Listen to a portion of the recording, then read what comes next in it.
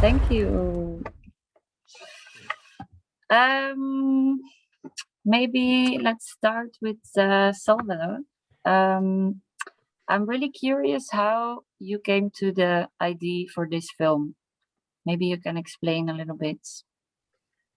Yeah, well, it really came out of my own experience when I was living in Toronto, in Canada, and at the time I was working in the part of the city that was really industrial. It used to be very industrial, and then it was at the time just lived in by artists and different tradespeople. And Toronto was and still is going through really crazy housing. And so as you can imagine, that's created a lot of gentrification issues in the city. And so this one part of what's essentially the downtown area still remained undeveloped.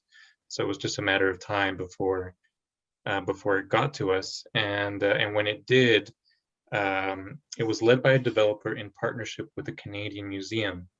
And so the whole branding behind it was this idea that they recognized this area as being this artistic community, and they were going to preserve that. And not only were they preserving that, they were also kind of opening it up to the rest of the city by bringing in this museum who, would provide this kind of cultural capital that as individual artists we lacked. And so it all sounded really great. It's basically exactly what we would have said if we had described urban development in our own terms as an artistic community. But of course, the way it played out was completely different, and I'm sure you can imagine what actually happened. And what was really crazy was the speed at which it happened, where in a matter of like 6 months, everyone I knew was evicted, and construction started. And it's a bit different in Northern Europe, because here there's processes that kind of slow that process down, where you have municipalities come at the table with social housing groups and with activist groups, with guilds, and that doesn't really happen in Toronto. So it all happened kind of on steroids, like super, super fast. And that transformation was just incredible. And of course, that happens in the name of making an artist community. And kind of the deep irony of that was a bit horrible to experience. But so when I made this film, that's really what I was thinking of. And of course, I made it in the context of these kind of classic holdout stories where you have this one individual who refuses to leave. And in the movie, you see an image of a nail house. These are examples that come from China, where you have some very stubborn individuals that refuse to leave, and so they literally just dig all around them, and what's left is just this little tower of land with a house built on it. And that's an extreme example, and there's a few very good examples also in the US and in the UK. Usually older, stubborn women. That's one of the patterns. And oddly enough, when I was doing my research, another big pattern with these big stories was Donald Trump. He actually has been the developer behind a few cases where the holdout is like national level news, international level. That was a funny bit as well. But basically, what I wanted to do with this film was kind of explore that overlap of language, how they do kind of come together, then they fray at the edges. Of course, the subtext is that in the end, these visions are a bit incommensurable, right? They're not very compatible in the end at all. And it's tricky, right? Because we all talk about urban development, urban renewal, what our ideal vision of society, and we kind of all agree with the same basic principles, but how they play out and how they unfold, it's always so very, very different. And watching this again after a couple of years since I made it, I can't say I fully agree with the woman or with the developer. I think they both make very good points, and the idea was also to just kind of have myself agreeing with both of them, and then at moments disagreeing. It's kind of the back and forth, because it is a complex issue, and it's not it's not so clear how you go about this trade-off between urban development and renewal. How do you preserve the social capital? How you prevent displacing communities? And it's a complex process, but it seems to be a kind of universal phenomenon at this point, and one that us as artists, we're kind of at the center of as well, right? Because we're kind of positioned as the harbingers of it all, the first sign of it. And so, you know, of course, what is our responsibility as artists within this, when we move to a new community and begin that kind of that process of making an otherwise unappealing neighborhood much more appealing, much more friendly for developers, and you know, bringing the rents up, things like that, which I don't have an answer for. So these were the questions that were going through my mind when I started making the work. Yeah, no, I think you succeeded really well in portraying both sides in a very balanced way, because I was going to ask you, but actually you already answered. At one point, the interviewer asked the developer, like, do you feel sympathy for the cause of the homeowner? So I wanted to ask you, like, do you feel sympathy for the developer? I guess not for the developer, because there's not much that's personal stake for him. But I mean, in some of the extreme cases of holdouts, you know, sometimes my instinct is to say, just take the money and get out of there. Why are you holding out, and why are you being so stubborn? And of course, you know, the individual, the personal motivations of people, it's not always these utopic visions of, you know, I'm standing my ground because I have a particular view of the way we should be moving as a society.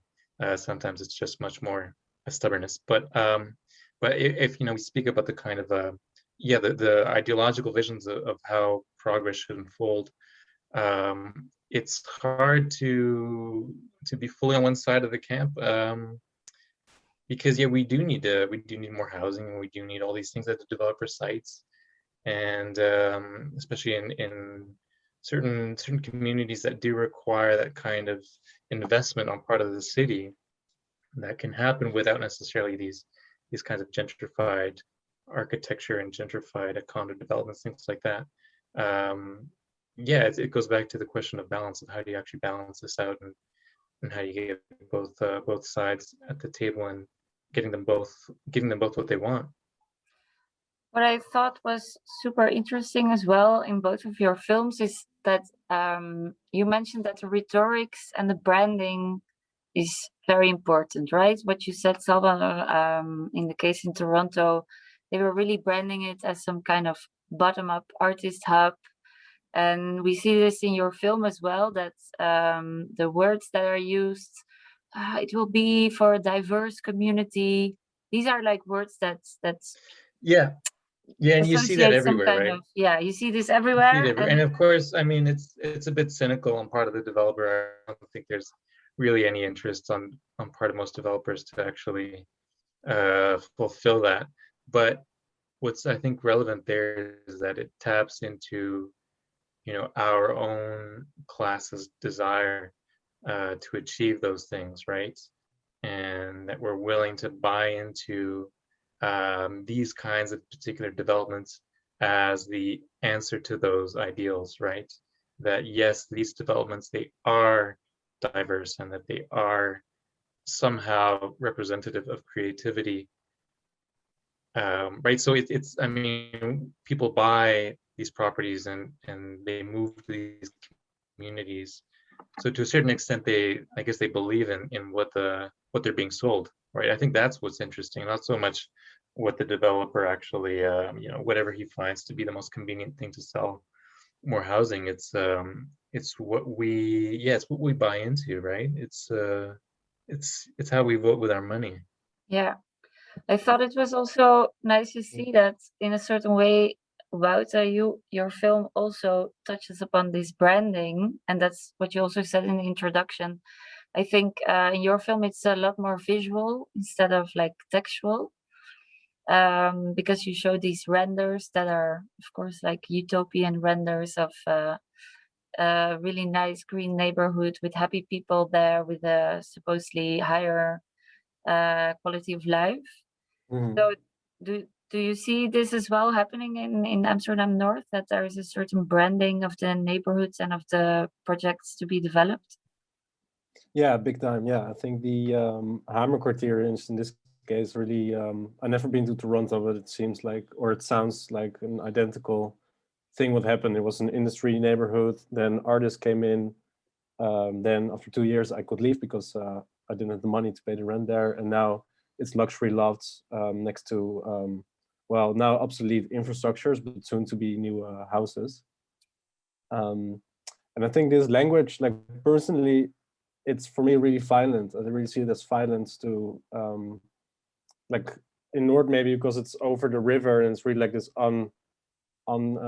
discovered land, how they call it. But then there is communities living there. There's a lot of stuff going on, and I think it's yeah. For me, it's also in a way it's strange because we shouldn't. There is a housing crisis in Amsterdam right now, so maybe there. I wonder why these companies feel the urge to make advertisements, because you would assume that there are people are standing in line for a house, you know, like. Yeah. Yeah, that's a good example, right? Because this country really needs a lot more housing, and it's going to need far more in the years to come. And how do you do that without densification, or without going into these neighborhoods that aren't already really dense, and start building there? Yeah, it's Wouter, you also make the link with like a colonial discourse that's being used in the rhetorics of these projects. Yeah, I do. Do you want to explain a bit more? Yeah, of course. Yeah, so in this one example, the title comes from this building, North Orleans, which uses like the whole text you saw in the shot where you panned out with this this building. That all came from the website, and yeah, there's several stuff. So it's like, so settler, are you a pioneer? Which is already a example. And then especially I think because Noord is divided by the water, it's really yeah, it's almost funny how aggressive this sounds to me, but it's really like this place, undiscovered patch of land. And Noord always has been like if you look at maps from the 1800, Noord was also not on the map, so it's for a long time it hasn't been considered a serious part of Amsterdam. And now it is, and now it is hip. But then this yeah, this language is quite extreme. And then of course the municipality is not using it so in your face, but also stuff like this sign. It says like, now we are demolishing the Buikstermeerplein. Soon Buikstermeerplein will be a lot greener. But then I have a question, okay, but greener for who? Can I afford the more green Buikstermeerplein? Yeah, that's not a really colonial one, but it's a bit of a vague it also way of reminds communication. me of this book by Masik Hutak with the title in Dutch, Jullie hebben ons niet ontdekt, you didn't discover us, which is also referring to that when talking about neighborhoods or in like travel or tourist magazines, these more remote neighborhoods are being spoken of as like undiscovered, or you can go discover things in the Bijlmer or in the East, and it's actually very harmful way of talking about these places. That's it's actually a very good metaphor for it. Yeah, I guess what also surprised me, all these new housing projects in Noord always tell like within 5 minutes you're in Central Station, you know, and it's really, it almost funny, like it seems it's a plus to be moved very how do you say it, to yeah, wait, I have to reword this phrase. So it's a plus to be as quick as possible outside of the neighborhood where you live. So it's a weird, strange way of advertisement. Very much thought from the Central Station as the center. Yeah, so and the center periphery. Yeah, it's a center periphery story. Yeah. But Wouter, also, how, for instance, is the community in the north then responding to to this? Well, yeah, part of this community is this Amsterdam Noord, which is Masih Hutak that Anne mentioned is part of it, and I'm also part of it, and it's yeah, it's basically a diverse group of people that all have in common that we're fighting against gentrification and that we are for community. That's like one response, and we organize events, theater shows, sometimes some more like guerrilla actions, like wild poster campaigns or these kind of things. Raising awareness mostly, I think. And then, of course, you also have a squatting community that's reacting. But I think in Noord, it's the contrasts are getting super high. Almost like, I guess maybe in Toronto, it's becoming more like Toronto maybe, or in like certain cities in the US, because right now there's the most expensive house of are at the water side, and next to it, it's there's housing that still has lead in the water, you know. So it's this. Yeah. There's a big contrast being created. Yeah, that huge difference. Yeah, yeah, and then also, I mean, actually going back to this colonial metaphor, which is interesting.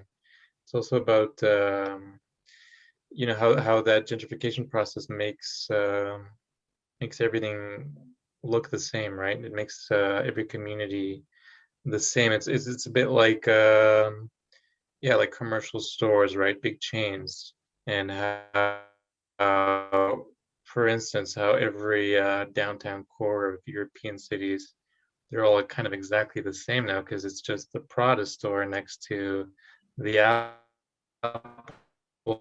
store, and you know, it's the exact road that you can find in Yeah, yeah. It's also in your film, like core of a European city, right? So gentrification has that same. Go ahead. My internet connection was a bit struggling, but yeah, it's the way your film starts. That's almost identical. Like the voice I used was like distorted, of course, but the tone and the aesthetic is international, or yeah, it's this Pinterest kind of aesthetic, right? Or this, yeah, and how it's become kind of like the universally accepted idea of what our environment should look like, what our built environment should look like. Yeah. And I mean, I you know, I'm interested in why that's the case, and why there hasn't been any other kind of more creative ideas offered up, for instance, by artists. Like, what are the other things that we as artists could offer, other visions we could offer? Yeah, what do you think about this, Salvador? Because you also said in the beginning, like we as artists and young people, we are actually how do you say, the gatekeepers, or we are the first people gentrifying. And how do you think? we're the sparks that light the fire, Yeah. right? So how can you make like choices in your personal life that you ethically agree with? What do you think? Oh, I struggle with this all the time. I mean, like right now, you know, where I live, I think of, you know, what's my responsibility to the community? How am I contributing to gentrification right now?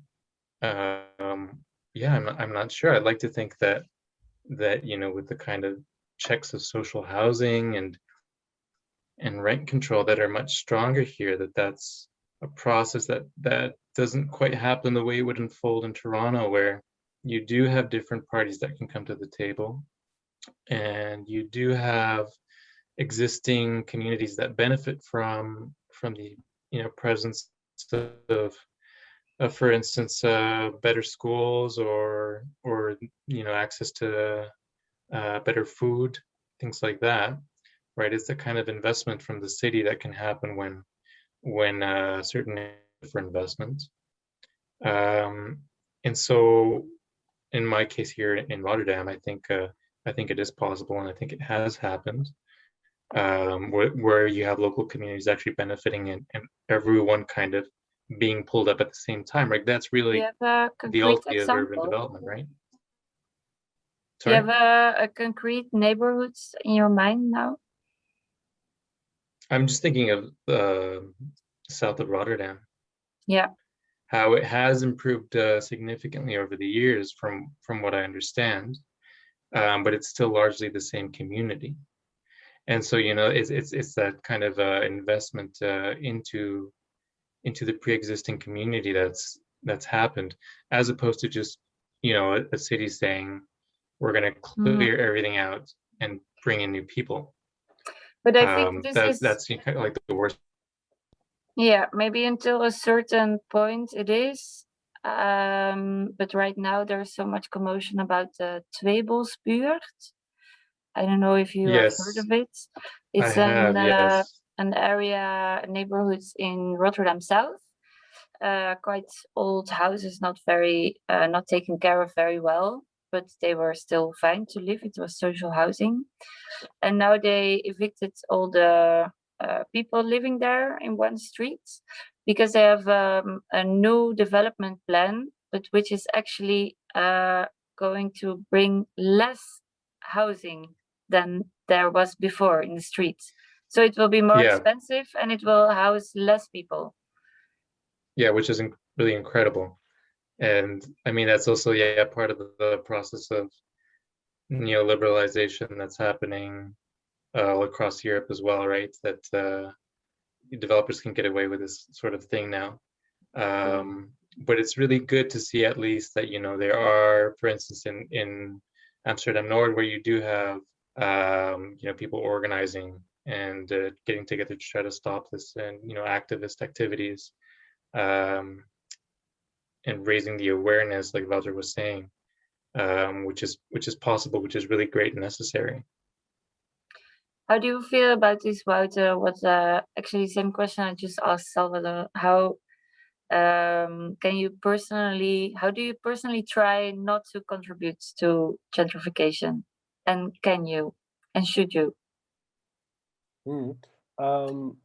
Yeah, I guess if we go to when I made the film, back then I was not part of this activist group, and I made this film. It was my graduation project at the Sandberg Institute, which is a super nice place, but also quite a bubble. It's like yeah, quite an international bubble, I would say, a really warm bubble.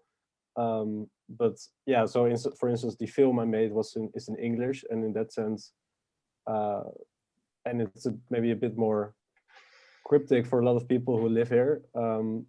So then afterwards, I was a bit like, oh, I want to join this this activist group, and I made like a poster on the actual poster by the municipality saying soon you won't be able to afford your rent anymore.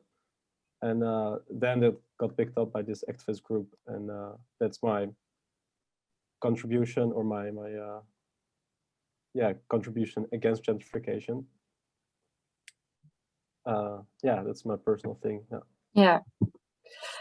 I just want to take a quote from Salvador's film, "This is my land," and just ask what you feel about it. It's the quote that is it's said by the house owner, and he says, "Neighborhoods are built not by government and developer, but through individual initiatives.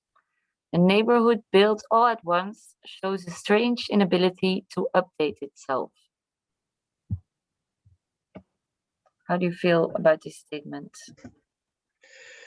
Which is a quote by Jane Jacobs. Yeah, so she's reading that. Yeah, I mean, that certainly, I think, resonates with anyone, right? Especially, yeah, with the Canadian example, where you do have these neighborhoods that seem to pop up overnight, right? These radically quick transformations that can happen, and because they're done with by, you know, usually single-handedly by a developer, rather than that kind of slow community building process that that should be happening, that would have happened just a few decades ago. But yeah, I mean, it goes back to what I said about this kind of cookie cutter flattening of the urban landscape until it all kind of looks the same, right? It's what you call gentrified architecture, right? it has a particular look, a kind of placelessness to it that you can drop it down anywhere in the world, and it appeals to yeah, I guess this contemporary middle class taste, which has its own signifiers, and you know, again, it's what people want.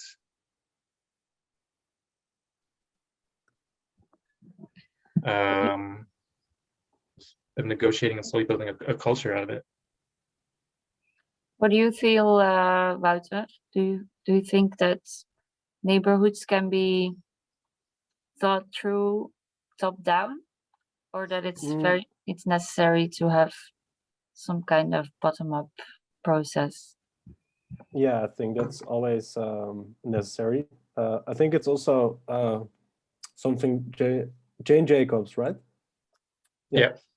This like idea of like this triangle thing that if you want to vital neighborhood, you always need people that live there, work there, and visitors. And as soon as you only have one, that's the worst, but two is already also not really what you want. And I think that's the problem with well, in Amsterdam Zuidas, for instance, like it just like so much residential houses there all of a sudden, but it's only people only work there, you know, or they live there, but there's no nightlife. There's this weird, it feels too rushed. And I think that's happening in a lot of cities right now. It's just like, yeah, rushed neoliberal approach of building housing. And efficiency. Efficiency, yeah, exactly. And yeah, I think also like if you look in Amsterdam, the great thing, squatting was really great. I really miss squatting in Amsterdam, but also the fact that social housing was next to someone. So I don't know, Prince Island, you would have a millionaire living next to social housing. And right now, my personal frustration really is that it's either these new building blocks with a really monocultural solution or a really monocultural result, yeah. And so, but actually, Anna, going back to your question of, you know, what can we as artists do? I just thought of they're a kind of artist activist housing group from the UK. I wish I could remember their name. I'm really bad with names, but they won the Turner Prize a couple of years ago. But basically, I mean, what they do is they can't come up with development plans and then actually execute them. And the whole idea is to kind of play out this development process, this in a way that's actually consistent with all these ideals that we talk about being, you know, diverse and sustainable and things like that. Actually bringing all these people to the table. Really good examples of artists and different groups that actually do set really good examples of how it can be done, and actually go ahead and do it. Cool, yeah. When you remember the name, let us know, because maybe we can use it as an inspiration. I'll find it in a second. Please. Assemble, that's what they're called. Assemble. Assemble. All right, cool. I'll look it up. Yes. I think that a general critique sometimes to the Dutch population is that we don't protest enough. I hear that from different sides. Like if you compare it to the protests in Berlin against rising housing prices and protests that are happening in Belgium, then yeah, I do feel maybe we are not activist enough. Agreed. We talked a lot about the content now, but I think I mean we're showing 2 films, so it's also nice to get a bit deeper into the artistic choices that you made for your films.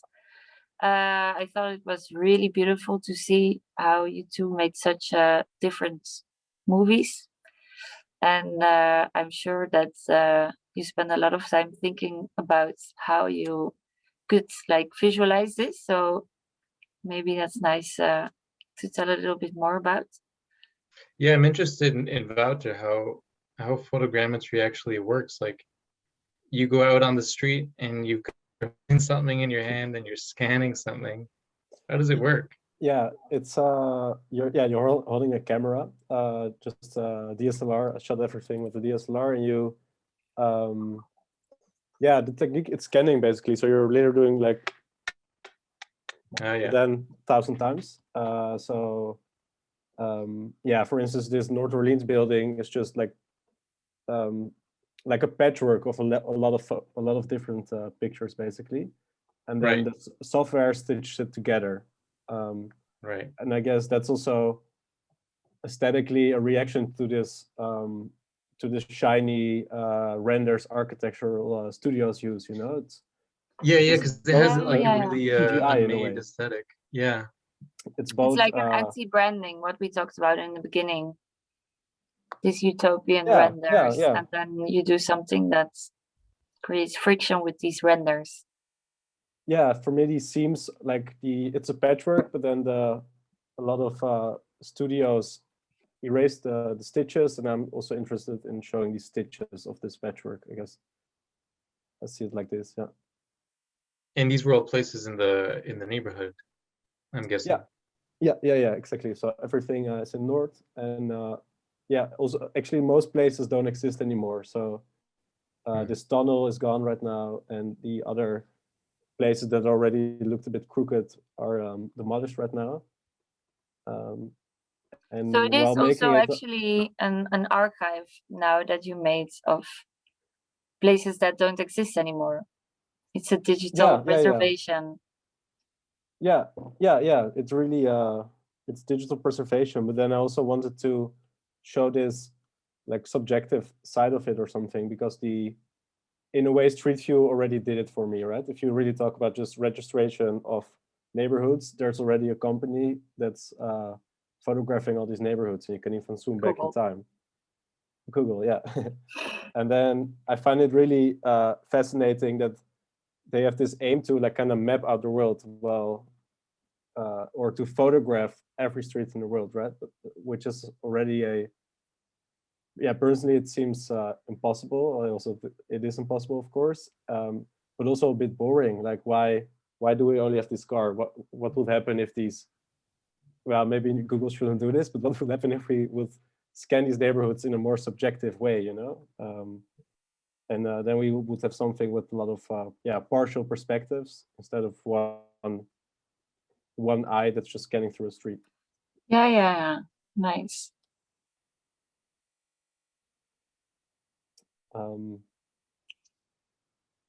How did you? Because Salvador, you used split screen. Yeah, the What is idea your behind idea? that is, as you can kind of guess, it's having these two views, right, at the same time, and then kind of for the audience, going back and forth. Oh, good point, but moreover, they never come together, right? They're never actually in the same space at once. Not only because you never really have these two people ever stand in the same room together, these kinds of people, but also it's also that kind of ideological division between both views that they just will never quite overlap in language, but visually, at least, in the way they play out, and they're always separate. So that was the idea behind that. Yeah, I liked how it sometimes seemed that they were about to say the same thing, but then it was really like a clear division. Like, no, they're not. With this couple of sentences, it really worked. Nice. I'm wondering if actually there are people in the room that have questions or that want to make a remark.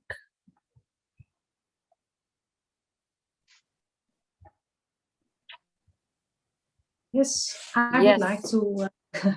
I have a question for Salvador. I really liked your film, but afterwards you mentioned that older, stubborn women that were the ones that refused to leave their house. I wasn't talking about anyone in particular. No. But I wondered, are those the real activists? And do you have an explanation why they, especially, it went older, stubborn men, but especially women, or is there a reason? Maybe they're not so quick to take the money and run. Maybe that's why. No, I don't know, but that's a pattern that emerges. It's a funny pattern, but yeah, maybe it's more attachment to home. I can't say. In your film, the homeowner, she also really differentiates between like having a house and having a home, right? As a conceptual space. Yes, that's right. That's right. Yeah. Yeah, and yeah, it's like what Wouter was saying, where in the branding, you talk about being in 5 minutes in Amsterdam Central, and then it's like, well, where do you want to be, right? In a house or in a home. Yeah, I think that was also interesting in your film how the other person almost said like, oh, you're being egoistic, saying this is my place and I want to stay here, because yeah, it's about home and community, right? Like it's always these two things together, I guess. Not the physical house, but home is the community. Which is also interesting in the end, like, would it still be her home? This like island without anything around, could you still consider that her home? Yes, and if all your neighbors have moved out, is it still like a community? Yeah. Right, what's left. Yeah. Well, I think we can conclude that it's not black and white, that it's a difficult discussion. At least that's how I feel after this talk. Are there any more questions from the audience? I do have another question, if I may. Yes, go ahead. Yes. And that's a question for Wouter, because, well, Wouter, as you know, I'm working at the School for Cultural Heritage. And do you have an advice for our students who are studying cultural heritage, amongst others, buildings, and in North there are also buildings that you can call cultural heritage. What would your advice be for them if they want to study such a thing? Join Verdedig Noord, for example, or yeah, sure. If that's where you're into, I think get to know the people that live behind the bricks or something, I guess. Also, that will just be a personal advice. Like if you study something like cultural heritage, that the heritage is also a current thing that's currently happening. Heritage is forming, right? And it should, personally, I think it should never be studied from the surface, but beneath the bricks, or like this. Do you understand if I say beneath the bricks, like this, not only of the facade, but then the people that inhabit these buildings, or how this was formed. Yeah. Maybe not really concrete advice, but no. Thank you. Are there any last things that you want to say, Salvador or Wouter? Keep on fighting the good fight. Yeah. Well, then I think more activism in Amsterdam and in Toronto, I think, as well. Yes, we'll see what happens. Yeah. All right, cool. Yeah, I think we have a lot to reflect upon. Also nice to say, the films will be available for 2 more weeks on the YouTube channel of Archam. So I will definitely watch them again, because I think they are films that have to like sink in a little bit. So take your chance. You still have 2 weeks, and I hope we will be seeing some more of Wouter and Salvador as well. Really nice to have you. Thank you. Thank you. Okay. All right. Have a nice evening. Bye-bye. Bye-bye.